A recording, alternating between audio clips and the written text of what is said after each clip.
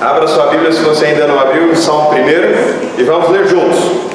Atente aí. Bem-aventurado o homem que não anda no conselho dos ímpios, não se detém no caminho dos pecadores, nem se assenta na roda dos escarnecedores.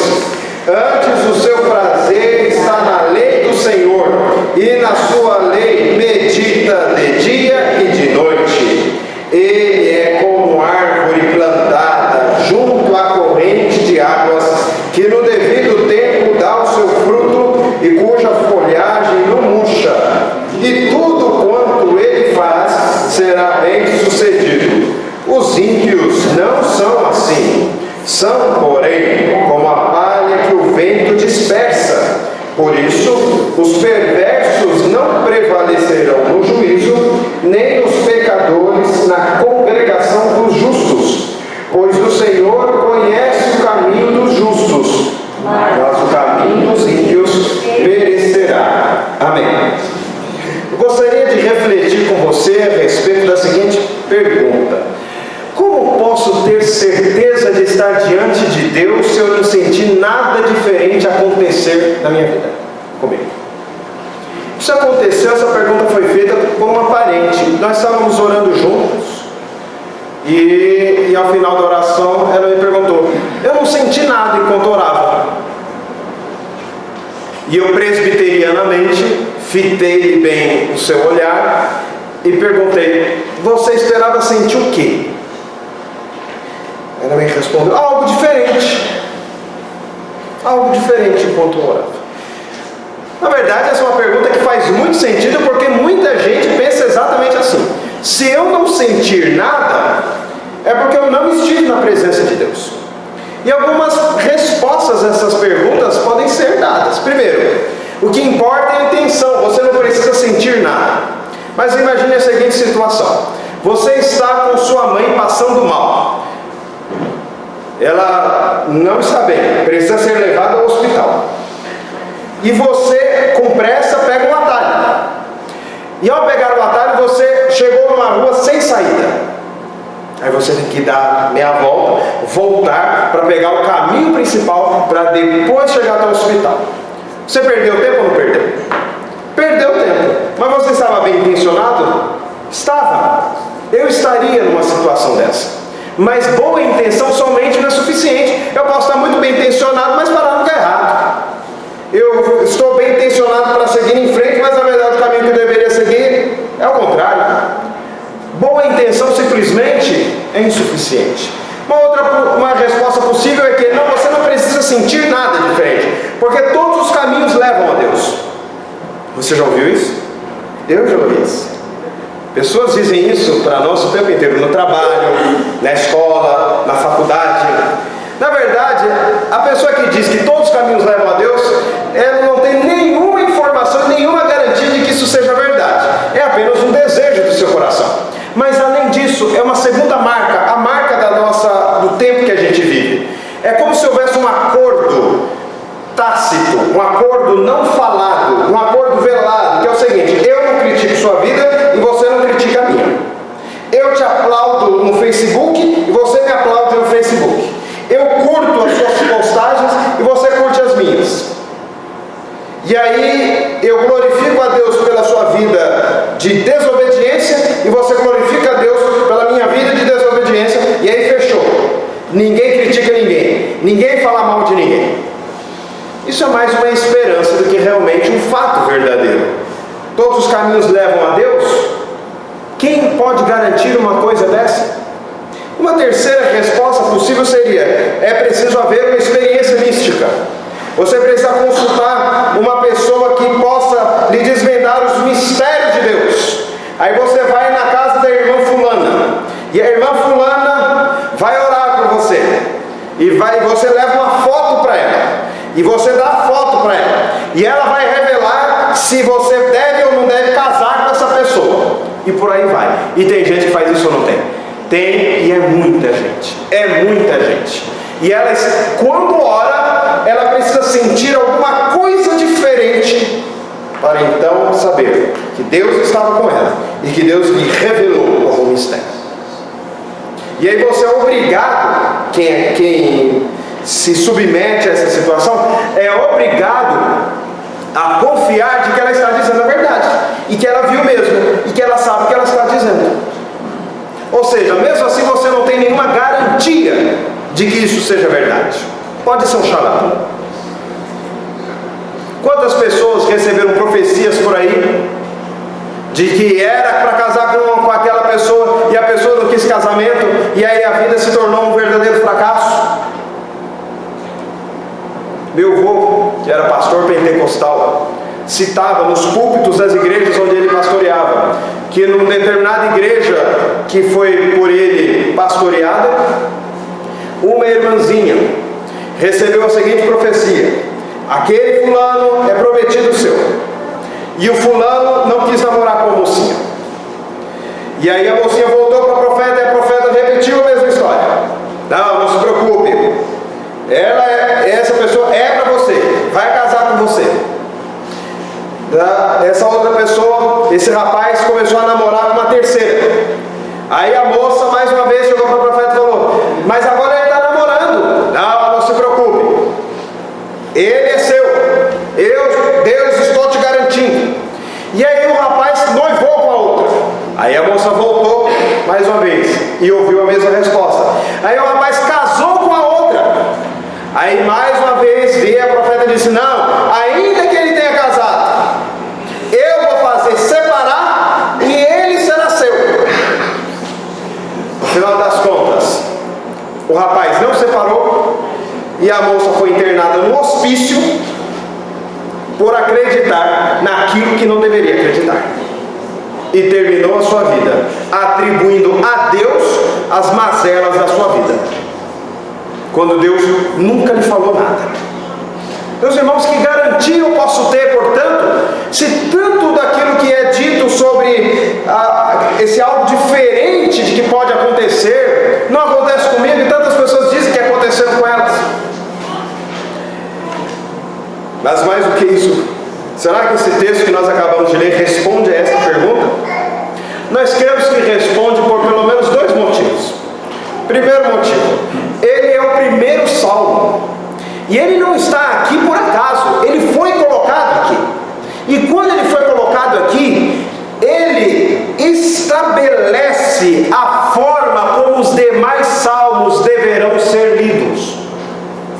Esse salmo é redentor, esse salmo é profético, esse salmo é messiânico, esse salmo nos orienta sobre como nós devemos nos chegar a Deus. Os demais salmos nos mostrarão exatamente isso, mas esse nos serve como se fosse uma chave para abrir a porta do livro dos Salmos. E responde de fato a pergunta: será que eu posso ter garantias de que eu serei aceito diante de Deus? Porque o salmo o que é? Se não louvor a Deus, se não oração a Deus, se não lamento a Deus.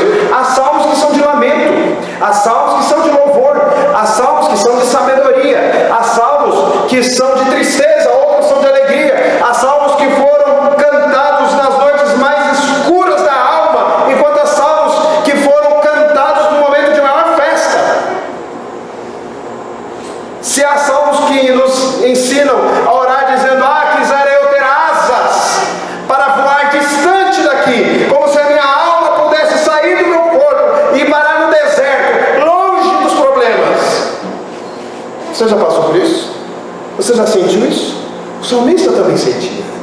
Mas em outro momento o salmista dizia: louvai o Senhor com hinos, com cânticos, com adufes e danças, porque a festa era outra. O Salmo 1, ele vem nos mostrar que nós podemos ter certeza de que nós estamos falando com Deus, e que a nossa oração, o nosso louvor, o nosso lamento é escutado por Deus.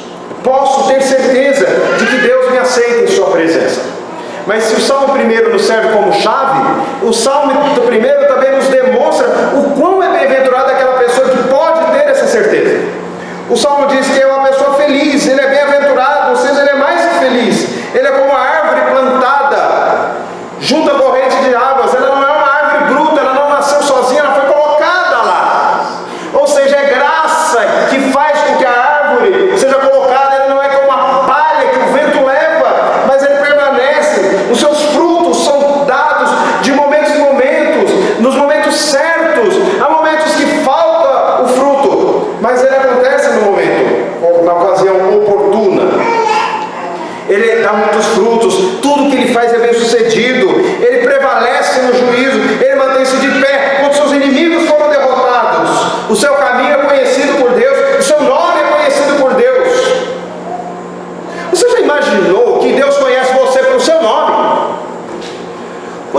imaginou que Deus conhece o seu andar?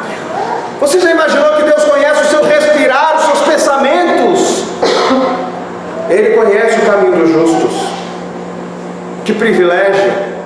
Você é um privilegiado de estar aqui na presença do Senhor. Pode ser esquisito, porque muitos pastores estão dizendo por aí: venha, você é tão bom, venha participar da minha igreja. Primeiro, a igreja não é minha. Segundo, a igreja está há 73 anos sem mim. Ela bem poderia passar mais 73 anos sem mim. Ia ter diferença. Não fui eu que fundei a igreja. Então, primeiro, a igreja não é minha. Segundo, eu não estou implorando para que você venha a esta igreja, porque este é um privilégio que lhe é dado a você e a mim, a nós, de estarmos na presença do Senhor. Tem gente que acha que está fazendo um favor quando vai para o culto. Tem gente que quando a gente fala, não, você vai para o culto, mas de novo, fala como se fosse assim uma cobrança. Eu pergunto, de novo por quê? O salmista diz: quão amáveis são os teus tabernáculos, a minha alma anseia por ti, mais que os guardas pelo romper da manhã. Sim, meus irmãos, é um privilégio estarmos na presença do Senhor. Você poderia não estar, mas você está. Você poderia estar morto, mas você está vivo. Você poderia estar doente, você está aqui, saudável, às vezes até doente, mas está aqui. É um privilégio que Deus te dá.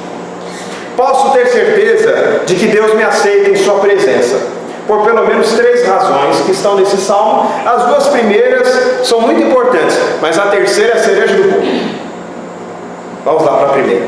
Posso ter certeza de que Deus me aceita em sua presença, porque minha felicidade contraria o estilo de vida pecaminoso.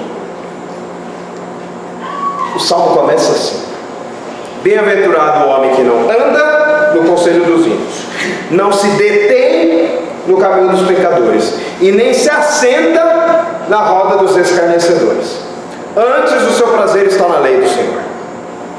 Este homem não tem prazer no estilo de vida pecaminoso, que aqui está dividido em 3 estágios. Sabe aquele sermão que parece uma árvore? De cada galho nasce não sei quantos galhozinhos. Esse aqui é um. Então vamos lá, mais 3. Eu falei que vou dar 3 razões, e na primeira razão tem mais 3 razões. Primeira, andar no conselho dos ímpios. Como é que começa a nossa derrocada? Como é que começa a nossa derrota? Quando o nosso andar é definido pelo que o ímpio nos aconselha. Mas a pessoa que anda, em relação à pessoa que para, está em grande vantagem. Primeiro, a pessoa anda no conselho dos ímpios, ou seja, ele vai tomar conselho do ímpio. Mas aí ele, não satisfeito em andar no caminho dos ímpios, ele para no caminho dos pecadores. Primeiro, ele anda no conselho dos ímpios. Aí depois de andar, ele começa a parar e fala: não, eu não quero só andar, eu quero ficar aqui. E no final, o que ele faz? Ele senta. Primeiro ele anda, depois ele para, e aí ele senta. Como que se dizendo: daqui não saio, daqui ninguém me tira. Não é assim que diz a música popular? Exatamente isso. Tudo começa com seguir o conselho. Depois você começa a parar no caminho dos pecadores. Depois você se assenta na roda daqueles que riem dos crentes. Um abismo chama outro abismo. Essa mensagem é importante para adultos, para crianças e para jovens, porque tudo começa com andar no conselho, e depois vira parar no caminho, e depois termina com sentando com os escarnecedores. Veja o exemplo do apóstolo Pedro. Primeiro Jesus falou: Pedro, não foge. Ele seguiu, não ouviu o conselho de Jesus, foi lá para o jardim do sumo sacerdote, desobedeceu o conselho de Jesus para ouvir o conselho dos ímpios. Depois que ele fez, foi aquentar-se na fogueira junto com os pecadores, e no final ele terminou sentado com seus inimigos para negar Jesus 3 vezes. Tudo começou ouvindo o conselho dos ímpios. Meu irmão, foge do caminho dos pecadores, foge do conselho dos pecadores. Tudo começa com nada a ver. Quando a pessoa fala para mim, sobretudo adolescente, fala: não, nada a ver, eu já penso: no caminho dos escarnecedores. Ele não está mais andando e nem ouvindo, ele está sentado. Você não pode sentar no caminho dos pecadores. Mas para não sentar no caminho dos pecadores, você tem que parar de andar no conselho dos ímpios. Perceba que começa com ímpio, vai para pecador e termina com escarnecedor. No primeiro é aquele que se nega a adorar. No segundo é aquele que acha normal pecar. E o terceiro é aquele que louva o pecado e escarnece do que é certo. Você já viu quantas pessoas escarnecem de Jesus? Dão risada dos crentes, riem de você. Mas se a gente não tiver firmeza, nós estaremos sentados junto com os escarnecedores. Tudo começa com andar no conselho dos ímpios. Permita-me aplicar. O afastamento de Deus é gradual. Você precisa ter discernimento. Você precisa saber que quando Jesus falou, se o teu olho te faz pecar, arranca-o, ele queria dizer com essa linguagem que você não deve nem começar o pecado. Porque na verdade, pecar por olhar, qual é o pecado na Bíblia que está escrito que nós pecamos por olhar? Não tem. Mas o pecado começa com o olhar. Mas Jesus fala, arranca, ou seja, nem comece. Porque é melhor não começar do que depois de começado ter de remediar. Então nem comece. Tenha discernimento. Aquele que começa ouvindo os conselhos dos pecadores termina zombando dos crentes. O estilo pecaminoso, irmãos, é como água e óleo na presença de Deus. Se você vive um estilo de vida pecaminoso, a única coisa que você tem no seu coração é dúvida de que Deus está te escutando. O pecado nos afasta de Deus. Quando nós vivemos um estilo de vida pecaminoso, nós temos dúvida se Deus de fato está presente e nos ouvindo. E se Deus está nos ouvindo, Ele aceita a nossa oração. Há irmãos que a única coisa que consegue fazer ao orar é confessar os seus pecados. E passa tanto tempo confessando os seus pecados que sequer tem tempo para agradecer a Deus as bênçãos que Ele tem derramado. Porque a quantidade de pecado na sua vida lhe demonstra o quão afastado de Deus ele está. O estilo de vida pecaminoso é algo que deve ser afastado de nós. Quem tem certeza de ter a sua presença aceita diante de Deus é aquele cuja felicidade é contrária ao estilo de vida pecaminoso. Segundo lugar, posso ter certeza de que Deus me aceita em sua presença porque dou ouvidos ao que Deus fala. Antes o seu prazer está na lei do Senhor e na sua lei medita de dia e de noite. Ele tem a motivação certa, ele tem a frequência certa e ele tem o método certo. Outro galho aí com as suas ramificações. Qual é a motivação certa? O deleite, o prazer. Há pessoas que vão para a palavra como se a palavra fosse um cárcere para suas almas, fosse uma prisão que lhe impede de ser feliz. Quando o salmista diz que a lei do Senhor não é um impedimento para que eu seja feliz, mas é a minha própria felicidade. Ou seja, a motivação certa. E qual é a frequência certa? De dia e de noite. Quantas vezes você pensa na Bíblia de dia? E quantas vezes você pensa na Bíblia de noite? Não tem meio termo. Se a palavra de Deus estiver na nossa boca, se falarmos com o Senhor sobre a palavra falará conosco sobre o Senhor. Nós conhecermos a palavra é algo essencial. Por isso eu insisto, falo com insistência, bato na mesma pedra. Os devocionais são muito importantes como porta de entrada, mas não como porta de saída. Você tem que ler a Bíblia. Hoje é o dia 30. Comece a ler a Bíblia. Leia a Bíblia o ano inteiro. Mas leia mesmo, leia de verdade. Não consegue ler para Levíticos, Números? Comece a ler em Mateus, depois volta para Gênesis. Mas leia a Bíblia, conheça a Bíblia. Tenha a palavra de Deus frequentemente nos seus lábios. Meus irmãos, não leia a Bíblia de vez em quando. É frequentemente, a frequência certa. Eu tenho certeza de que eu sou aceito diante de Deus porque a Bíblia me ensina. Mas se eu não conheço a Bíblia, eu dependo da profecia, eu dependo da visão, eu dependo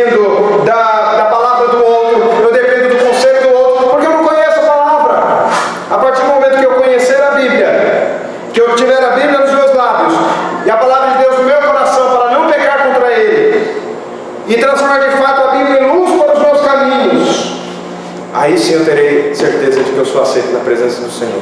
Quantas vezes você pegou a sua Bíblia essa semana para ler? Isso é uma demonstração, irmãos, do valor que a gente dá à palavra de Deus, se pouca ou se muita, mas é uma avaliação que cada um de nós deve ter. Terceiro lugar é o método certo, é a motivação certa, prazer de conhecer a palavra de Deus, frequência certa, de dia e de noite, método certo, a meditação, e não apenas a leitura e a recitação. Você precisa conhecer a Bíblia, você precisa meditar nela, você precisa pensar nela, você precisa conhecer as histórias, você precisa saber a história de Jonas, não até o momento que ele é vomitado na praia, mas é até o final. Você precisa saber o que é a tal da oração de Jabes. Você precisa conhecer as Escrituras. Você precisa saber qual é o nome do apóstolo que foi morto primeiro, como que a igreja se desenvolveu no livro de Atos. Você precisa conhecer todas essas coisas. Você precisa conhecer como a igreja adorava nos primeiros séculos. Porque senão, irmãos, a gente coloca como prioridade aquilo que não é prioridade para Deus. E quantas vezes nós brigamos e arranjamos contenda e vivemos em confusões por coisas que são totalmente distantes da palavra, coisas que não têm importância nenhuma, coisas que são de somenos importância. Por quê? Porque a palavra de Deus não está nos nossos lábios, não está no nosso coração e não está nas nossas mentes. Não posso, meus irmãos, me achegar a Deus ignorando o que Ele diz. Primeiro Ele fala, depois eu falo a Ele. Primeiro eu escuto o que Deus tem a me dizer, depois eu respondo aquilo que Ele me disse, para então eu levar diante dele as minhas petições. Agora você acha que uma oração de 2 minutos você vai dar conta de fazer isso? Por isso que quando a pessoa fala, pastor, eu oro 2 minutos por dia, eu falo, nem começou, está só na saudação, no prefácio. Por quê? Porque se você orar tendo em consideração o que Deus falou na palavra, não dá tempo de você orar em 2 minutos, não deu tempo nem de ler. Primeiro você lê a palavra, você vê o que a palavra ensina sobre Deus, e depois você ora glorificando a Deus por aquilo que Ele fala na palavra dele. Isso é oração. Ou você acha que simplesmente chegar diante de Deus e falar, Senhor, me dá dinheiro, me dá casa, me dá trabalho, me dá saúde, abençoa fulano, abençoa ciclano, em nome de Jesus, amém, tchau. Você acha o quê? Que é drive-thru? Quero um hambúrguer, não falo nem bom dia, a pessoa chega no drive-thru, quero um hambúrguer, batata frita rústica, com cheddar e bacon. Mas a gente está fazendo isso com Deus. A gente chega diante dele e não adora, não glorifica, não exalta, não fala, ó Deus bendito, glorioso, santo, justo, onipotente, que faz todas as coisas perfeitas, que criou o universo, que criou todas as estrelas, que estabeleceu limites para o mar, que estabeleceu o alto das montanhas e as profundezas do mar, que conhece todas as coisas, que discerne todas as mentes, que ouve todo mundo ao mesmo tempo e atende a oração um de cada um, sem fazer confusão. Que Deus inteligente, que Deus sábio, que Deus santo, que Deus justo, que Deus bom, que Deus salvador. Se você não lê a Bíblia, você não sabe o que é isso. Primeiro você tem que ler a Bíblia, depois você ora. Aí você vai saber o que você fala. Quando a gente ora a Deus, depois de ler a palavra, a gente muda até aquilo que a gente ia pedir, porque a gente fica com vergonha. Você chega no final da oração e fala, Senhor, eu ia te pedir por isso, mas eu já nem vou te pedir mais. Porque eu já vi na tua palavra qual é a tua resposta. Quando eu vou à oração, eu posso dizer quão grande é o meu problema para Deus. Mas quando eu saio da oração, eu posso dizer ao meu problema quão grande é o meu Deus. Mas para isso você tem que conhecer a palavra. Você tem que ir na Bíblia, meditar nela, do jeito certo, com a motivação certa, com o método certo. E para você que não é crente, saiba que o caminho que leva a Deus é aquele que Ele estabeleceu, porque Ele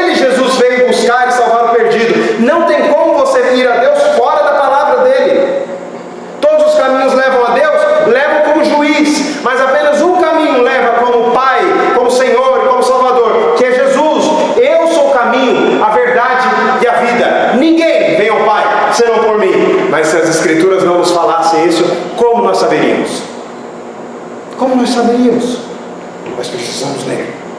Em terceiro e último lugar, e mais importante, posso ter certeza de que Deus me aceita em sua presença, porque eu faço parte da Assembleia dos Justos.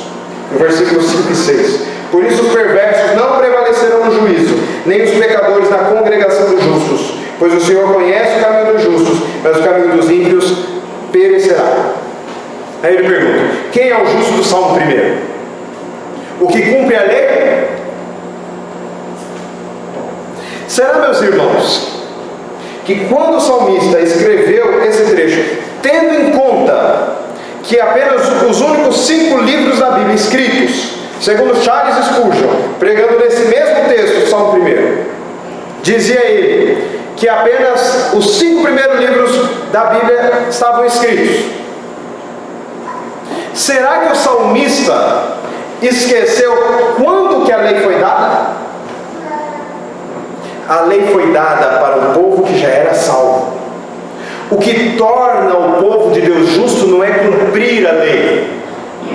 O povo de Deus é justo e por isso recebeu a lei, para conhecer o seu Deus, para conhecer os seus mandamentos e para viver segundo a habilitação que o próprio Deus lhe deu aos justificados. Mas para isso, irmãos, eu tenho que me lembrar das promessas do Senhor lá no Gênesis 3,15. Para isso eu tenho que me lembrar das promessas do Senhor para Abraão. Depois eu tenho que me lembrar das promessas do Senhor na própria lei, até chegarmos lá em Êxodo capítulo 19 e lembrarmos do pacto de Deus com os homens, com os seus eleitos, com o seu povo, o pacto de ser o seu Deus e eles de ser o povo dele, para então, somente então, e depois disso, no capítulo seguinte, receber os 10 mandamentos. Primeiro o pacto foi feito, depois os mandamentos foram dados. Às vezes a gente inverte. A gente lê os salmos como se os salmos estivessem ensinando-nos salvação pelas obras. Os salmos estão nos apontando de que nós somos o povo de Deus, não por cumprirmos a lei, mas porque alguém cumpriu a lei no nosso lugar. A lei foi dada para servir de espelho para nós mesmos, para conhecermos a nós e também para conhecermos a Deus. Meus irmãos, atentemos para que o justo do Salmo 1, embora sendo pecador, se esse salmo é de Davi, o fato dele ter escrito o Salmo 51 desfez o Salmo 1? Porque no Salmo 51 ele reconhece o seu pecado, e no Salmo 1 ele está dizendo que é justo. E aí? Como é que essa combinação é possível? Se não porque Jesus, o justo, sofreu as penas da injustiça nossa, no nosso lugar. Sabe por que nós somos aceitos na presença dele? Porque nós somos justos. E sabe por que nós somos justos? Porque o meu pecado foi levado por Jesus na cruz do Calvário. Sabe por que você pode ser aceito, embora Deus não aceite o pecado diante de si? Porque para você ser aceito, Jesus teve que ser rejeitado. Para que o Pai lhe abrisse os braços para receber você em sua presença, ele teve que dar as costas para Jesus e Jesus clamar: Deus meu, por que me desamparaste? Esse salmo aponta para a justificação. Esse salmo é uma bênção. Esse salmo é glorioso. Esse salmo nos mostra para aquele que está lá no versículo 1, andando no conselho dos ímpios, detendo-se no caminho dos pecadores, ou assentando-se já na roda dos escarnecedores, há solução para essas pessoas. E se você está nessa situação, a boa notícia que eu queria lhe dar é essa: há solução para você. O caminho não está perdido. Se você está sentado na roda dos escarnecedores, a resposta é simples: levanta, sai e vá até Jesus. Ele te recebe, ele te aceita, ele te salva, ele perdoa seus pecados, ele é o Senhor, ele é a salvação e ele é o Salvador. E ele te convida. Mas se você está andando no conselho dos ímpios, ou detido no caminho dos pecadores, a mensagem é a mesma: vá até Jesus, entre na congregação dos justos, participe por meio de Jesus, que é a porta. E aí então, somente então, você terá certeza: Deus me aceita em sua presença. Não depende do que eu sinto, mas depende do que eu sei sobre Jesus. Não depende do que eu sinto na hora de adorar, mas depende daquilo que eu vivo com Deus. Não depende do momento de culto simplesmente, mas depende de se a minha vida é um culto a Deus. É disso que depende. Você que não é crente ainda, é por isso que essa mensagem é importante para você. Deixe essa sua posição e vá até Jesus. Mas se você é crente e acha que você está aqui e tem algum merecimento diante do Senhor, você está muito enganado. Você não tem nenhum. Você é aceito, somente é aceito por aquilo que Jesus fez na sua vida e na minha vida. É a única razão pela qual nós somos aceitos. A palavra de Deus nos mostra assim, que podemos ter certeza de que Deus nos aceita em sua presença. Porque minha felicidade é contrária ao estilo de vida pecaminoso. Isso é graça. Deus me tirou do caminho das trevas, do império das trevas, para o reino do seu amor. Eu não estou mais andando no conselho dos ímpios, detido no caminho dos pecadores, ou assentado nas rodas dos escarnecedores. Deus me tirou de lá. Isso é graça de Deus. Mas também porque eu dou ouvidos ao que Deus fala. Isso é garantia. É a palavra de Deus te dando a garantia. É a palavra dele, não volta vazia. É a palavra que é fogo que esmiuça a penha. É a palavra de Deus para você. Você pode aceitar essa palavra como verdade. E em terceiro lugar, porque faço parte da Assembleia dos Justos. Esse é o Evangelho. Por meio de Jesus, eu prevalecerei no dia do juízo. Não por aquilo que eu faço, porque eu também sou pecador, mas por aquilo que Jesus fez na minha vida. Eu sou aceito porque Jesus foi rejeitado. E Jesus foi rejeitado por minha causa, por sua causa. É a congregação dos justos. Não seríamos, meus irmãos, mais confiantes diante de Deus se soubéssemos que somos aceitos por Ele? Não cantaríamos com mais entusiasmo se tivéssemos a certeza de que o próprio Deus desceu do céu para ouvir o nosso louvor aqui?